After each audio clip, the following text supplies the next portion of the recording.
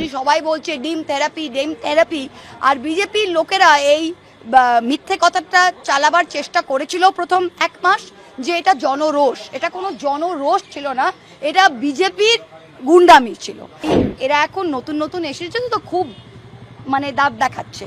এক মাস দু মাস যেতে দিন, আইনি বিচার ব্যবস্থা তো দেশে এখনো আছে। আমি তো মানবো না যে বিচার ব্যবস্থা একেবারে উঠে গিয়েছে।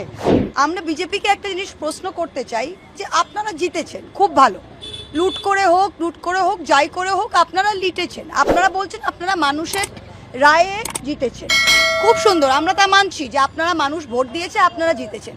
তা যদি মানুষ ভোট দিয়েছে আর আপনারা জিতেছেন, তা আপনাদের এত ভয় কিসের?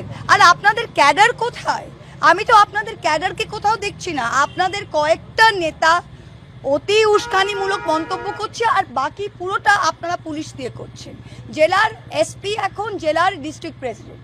আমাকে যদি কেউ বলে যে কৃষ্ণগড়ের উত্তরের জেলা প্রেসিডেন্ট আমি তৃণমূলের, তা এটা বিজেপির উত্তর এর কে জেলা প্রেসিডেন্ট আমি জানি না, কিন্তু কাজ এসপি করে দিচ্ছে।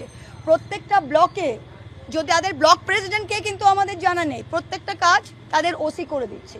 আপনারা দেখলেন এটা পৃথিবীর ইতিহাসে, ভারতবর্ষের গণতন্ত্রের ইতিহাসে, যে আমাদের রবিবারের দিনে কুণালদা আমাদের একজন রাজ্যসভার সাংসদ, 2-3 জন এমএলএ 6 জন মিলে ধরমতলায় গিয়ে একটা খালি রাস্তায় মেপেছে। কোনো মঞ্চ ছিল না, কোনো ভিড় ছিল না, কেউ ছিল না, এবং ছবিটা নিজেরাই আপলোড করেছে।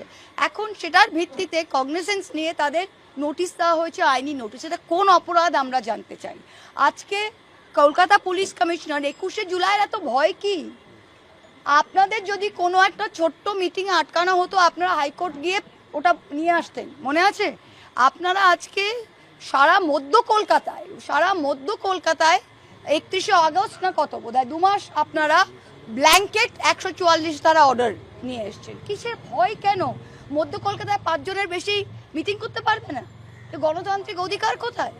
তাই এই যে পুলিশ স্টেটে আজকে পরিণত হয়েছে, এবং আজকে আমরা কোর্টে গিয়েছিলাম, এই যে আপনাদের নেতা মন্ত্রী সবাই বলছে ডিম থেরাপি আর বিজেপির লোকেরা এই মিথ্যে কথাটা চালাবার চেষ্টা করেছিল প্রথম এক মাস যে এটা জনরোষ। এটা কোনো জনরোষ ছিল না, এটা বিজেপির গুন্ডামি ছিল।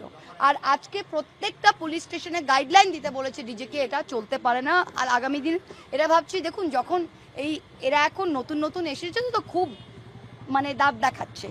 এক মাস দু মাস যেতে দিন, আইনি বিচার ব্যবস্থা তো দেশে এখনো আছে। আমি তো মানবো না যে বিচার ব্যবস্থা একেবারে উঠে গিয়েছে।